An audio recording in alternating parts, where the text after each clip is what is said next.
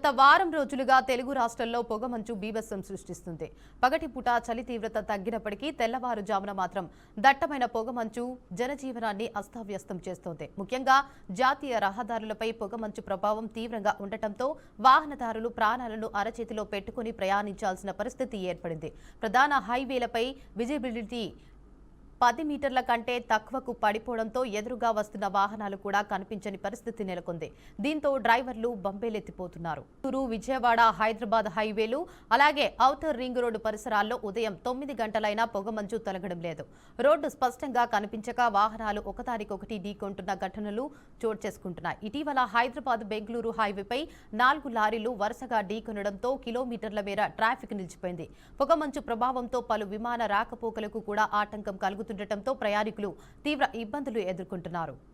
ఇక ఈ నేపథ్యంలో హైవేలపై ప్రయాణించే వాహనదారులకు పోలీసులు, రవాణా శాఖ అధికారులు కీలక సూచనలు జారీ చేశారు. వీలైనంత వరకు తెల్లవారుజామున 4 గంటల నుంచి ఉదయం 9 గంటల వరకు హైవేలపై ప్రయాణాలు చేయవద్దని సూచించారు. అత్యవసరంగా ప్రయాణించాల్సి వస్తే నెమ్మదిగా ఫాగ్ లైట్లు ఆన్ చేసి వెళ్లాలని, ముందు వెళ్తున్న వాహనానికి కనీసం 50 మీటర్ల దూరం పాటించాలని తెలిపారు. ఇక పొగమంచు ప్రభావం మరిన్ని రోజులు కొనసాగవచ్చని వాతావరణ శాఖ అధికారులు హెచ్చరిస్తున్న నేపథ్యంలో వాహనదారులు అత్యంత అప్రమత్తంగా ఉండాలని పోలీసులు సూచిస్తున్నారు. ఇదే అంశంపై మరింత సమాచారాన్ని మా ప్రతినిధి రామకృష్ణ అందిస్తారు. చెప్పండి రామకృష్ణ, పొగమంచు ద్వారానైతే ప్రజలు చాలా ఇబ్బందులైతే పడుతున్నారు. సో అధికారులు ఎలాంటి సూచనలు జారీ చేశారు?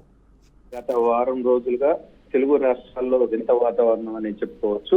దీనికి సంబంధించి తెల్లవారుజామున ఏదైతే దట్టమైన పొగమంచు ఉందో దానికి సంబంధించి కూడా విజిబిలిటీ అనేది దాదాపుగా వాహనదారులకి 10 మీటర్లకు మించి కూడా ఎక్కువ విజిబిలిటీ ఉండట్లేదు. తర్వాత మొత్తం కూడా పొగ కమ్మేస్తుంది. మొత్తం ఎర్లీ మార్నింగ్ 4 o'clock నుంచి 3:30 నుంచి 4 o'clock ఈ టైం నుంచి స్టార్ట్ అవుతుంది.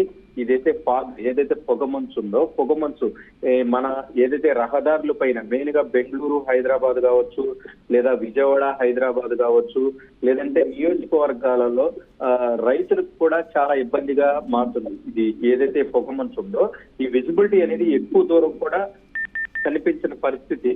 ఎందుకంటే ఈ పొగమంచు, ఈ వాతావరణం అనేది కొంత పొల్యూషన్ కావచ్చు, దీని ప్రభావం ఎక్కువగా దీని మీద వాతావరణం మీద పడే టైంలో దీనికి సంబంధించి కూడా మాట్లాడుకోవాలంటే హైదరాబాదు బెంగళూరు హైవే పై లారీలు కూడా ఢీకొన్న ఘటనలు కూడా చాలా చూసాం. మన వార్తల్లోకి వచ్చినటువంటి ఘటనలు కొన్ని అయితే వార్తల్లో రానటువంటి ఏదైతే నియోజకవర్గ స్థాయిలో ఉంటాయో ఆ నియోజకవర్గ స్థాయిలో కూడా ఏదైతే ఫార్మర్స్ ఉంటారో పొలాల మధ్యలో రోడ్లు ఉంటాయి, ఆ రోడ్లలో కూడా ఇదే పరిస్థితి అని చెప్పుకోవచ్చు. మెయిన్ గా దీనికి సంబంధించి ఏదైతే ఉందో ఈ పొగమంచుకు సంబంధించి అధికారులు కూడా ఫాగ్ లైట్స్ ఏవైతే ఉంటాయో ఆ ఫాగ్ లైట్స్ ఎక్కువగా యూజ్ చేయండి.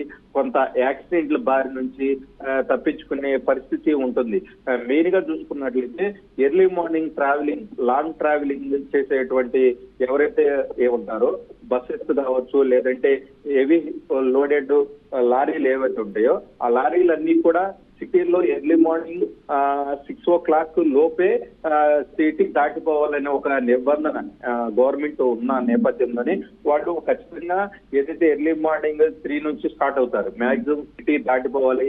తర్వాత మార్నింగ్ దాటిందంటే కొంత మార్నింగ్ 8 to 7 o'clock అయితే కొంత సిటీలకు హెవీ గూడ్స్ రైల్స్ లారీస్ ఏవైతే ఉంటాయో అవన్నీ కూడా లోపలికి బిజినెస్ కి సంబంధించి ఏవైతే లారీస్ ఉంటాయో అవన్నీ కూడా సిటీలోకి నో ఎంట్రీ ఉంటుంది. సో ఈ నేపథ్యంలోనే వాళ్ళు కొద్దిసేపు రెస్ట్ తీసుకుని 12 o'clock 1 o'clock వరకు రెస్ట్ తీసుకుని ఉంటారు. ట్రావెల్ స్టార్ట్ అయ్యేది 2 తర్వాత 2-3 తర్వాత స్టార్ట్ అవుతుంది.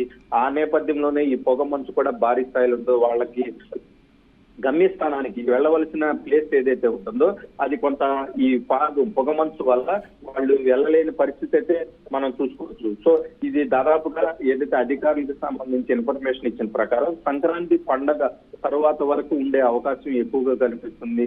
సో వాహనదారులు దీనికి సంబంధించి కూడా తగు జాగ్రత్తలు తీసుకోవాలి. యాక్సిడెంట్లు కూడా జరగకుండా ఏదైతే వాహనానికి మధ్య దాదాపుగా 50 మీటర్స్ వరకు గ్యాప్ ఉండేలాగా వాహనదారులు తగు సూచనలు జాగ్రత్తలు పాటించాలి. కొంత యాక్సిడెంట్లు అనేవి కొంత అరికట్టడానికి ఎక్కువ అవకాశం ఉంటుంది కాబట్టి సో తప్పనిసరిగా ఈ గవర్నమెంట్ ఏదైతే రూల్స్ పెట్టిందో ఈ రూల్స్ అన్ని పాటిస్తూ వాహనదారులు ముందుకు కదిలితే, ఎందుకంటే ఆ పొగమంచులు అనేది ఎవరు ఏం చేయలేని పరిస్థితి. సో దానికి అనుగుణంగానే మన ప్రత్యామ్నాయ ఏర్పాట్లు ఏవైతే ఉన్నాయి, 50 మీటర్స్ కావచ్చు, ఫాగ్ లైట్స్ కావచ్చు, ఇవన్నీ పాటిస్తూ ఇక ముందుకు వెళ్లాల్సిన పరిస్థితి.